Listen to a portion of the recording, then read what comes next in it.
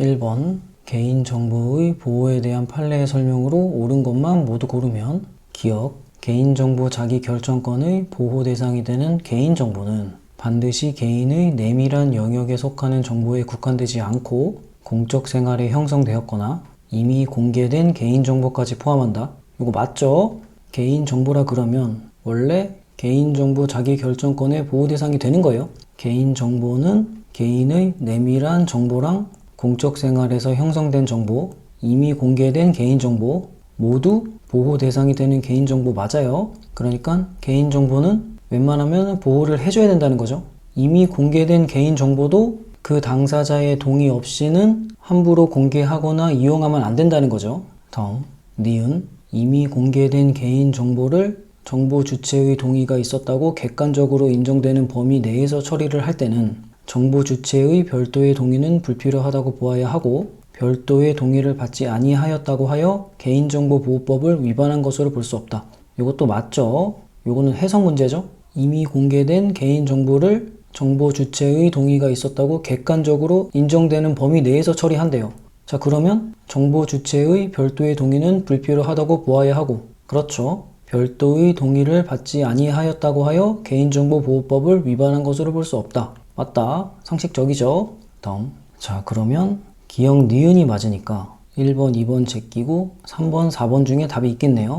디귿이 맞나 리을이 맞나 보면 되죠. 디귿. 개인정보 처리 위탁에 있어서 수탁자는 정보 제공자의 관리 감독 아래 위탁받은 범위 내에서만 개인정보를 처리하게 되지만 위탁자로부터 위탁 사무 처리에 따른 대가를 지급받는 이상 개인정보 처리에 관하여 독자적인 이익을 가지므로 그러한 수탁자는 개인정보보호법 17조에 의해 개인정보 처리자가 정보 주체의 개인정보를 제공할 수 있는 제3자에 해당한다. 자, 어려운 선지죠. 하지만 얘는 틀린 선지다.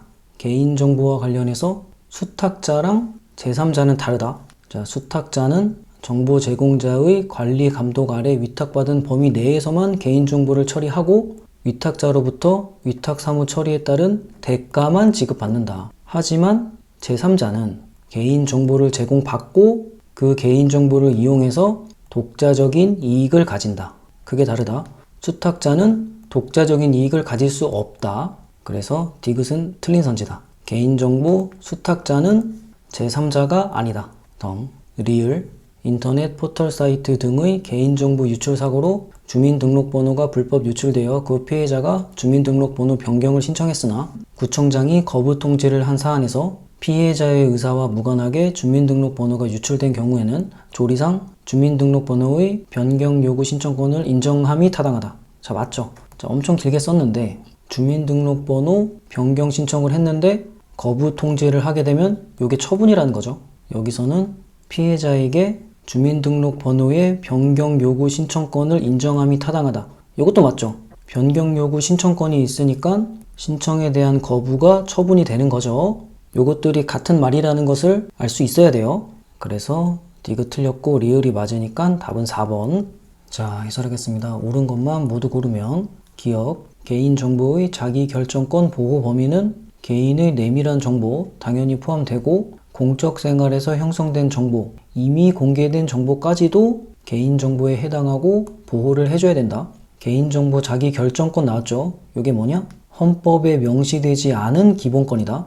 정보공개 청구권이랑은 다르죠? 정보공개 청구권은 알 권리에 근거한 헌법상 기본법이죠. 정보공개 청구권은 헌법에 의해서 직접 보장을 받죠. 이런 게 다르고 말 그대로 정보공개 청구권은 정보 공개를 청구할 수 있는 권리고 개인정보 자기결정권은 자신의 개인정보 공개, 이용에 관하여 정보 주체가 스스로 결정할 수 있는 권리다. 그러니까 내 정보를 함부로 공개하지 말고 이용하지 말아라. 함부로 공개하면 처벌을 받게 할 수 있는 거죠. 여기서 정보 주체는 개인이라고 생각하면 됩니다. 정보를 보호해줘야 하는 개인. 그래서 선지 보면 개인정보 자기결정권의 보호 대상이 되는 개인정보는 반드시 개인의 내밀한 영역에 속하는 정보에 국한되지 않고 공적 생활에서 형성되었거나 이미 공개된 개인정보까지 포함한다. 맞다. 다음, 니은. 이미 공개된 개인정보가 정보 주체의 동의가 있었다고 객관적으로 인정된다면 별도의 동의는 필요하지 않다. 이거 상식적이죠? 이미 공개된 개인정보라고 해도 함부로 공개하면 안 돼요. 하지만 여기서 정보 주체의 동의가 있었다고 객관적으로 인정된다면, 자, 이런 문장 때문에 별도의 동의는 필요하지 않은 거죠. 자, 선지 봅시다. 이미 공개된 개인정보를 정보 주체의 동의가 있었다고 객관적으로 인정되는 범위 내에서 처리를 할 때는 정보 주체의 별도의 동의는 불필요하다고 보아야 하고, 별도의 동의를 받지 아니하였다고 하여 개인정보보호법을 위반한 것으로 볼 수 없다. 맞다. 여기서 정보 주체는 정보의 주인, 그러니까 개인이라고 생각하면 돼요. 요거랑 대비되는 게 개인정보 처리자인데, 요게 행정법에서는 처분청이죠. 처분청이 개인정보를 보유하고 처리를 하죠. 누구의 정보? 정보 주체의 개인정보를 처리하는 거죠. 그래서 저는 문제를 풀 때 개인정보 처리자 나오면 그냥 처분청이라고 생각하고, 정보 주체 나오면 그냥 개인이라고 생각합니다. 다음, 디귿은 수탁자가 제3자냐 아니냐를 물어봤죠. 수탁자는 제3자가 아니다. 왜 그래요? 수탁자는 독자적인 이익을 얻지 않고 위탁자가 주는 대가가 전부다. 그리고 위탁 범위 내에서만 개인정보를 처리한다. 그렇기 때문에 제3자가 아니다. 그럼 제3자는 뭐냐? 정보 처리자가 정보 주체의 정보를 제공할 수 있는 자. 이 정보를 제공받은 제3자는 이 정보를 이용해서 독자적인 이익을 얻는 거죠. 수탁자랑 다르죠? 수탁자는 위탁 범위 내에서만, 그러니까 위탁자가 시킨 일만 하는 거죠. 가장 큰 차이점은 독자적인 이익을 얻느냐, 독자적인 이익을 얻지 않느냐, 이게 가장 큰 차이점이다. 그러면 행정법에서 제3자는 처분청이 개인의 정보를 제공할 수 있는 자고, 이 개인의 정보를 제공받은 제3자는 이 정보를 이용해 독자적인 이익을 얻는 거죠. 선지 보면 개인정보 처리 위탁에 있어 수탁자는 정보 제공자의 관리 감독 아래 위탁받은 범위 내에서만 개인정보를 처리하게 되지만, 맞죠? 위탁자로부터 위탁사무 처리에 따른 대가를 지급받는 이상, 자, 여기까지 맞는데, 개인정보 처리에 관하여 독자적인 이익을 가짐으로, 아니다. 독자적인 이익을 갖는 게 아니라 위탁사무 처리에 따른 대가만 받는 거죠. 그러한 수탁자는 개인정보 처리자가 정보 주체의 개인정보를 제공할 수 있는 제3자에 해당한다. 틀렸죠? 제3자가 아니다. 다음, 리을은 주민등록번호 변경 신청을 했는데 거부를 당한 것은 처분이 맞죠? 그거를 선지에서는 어떻게 표현했어요? 주민등록번호 변경 요구 신청권이 있다.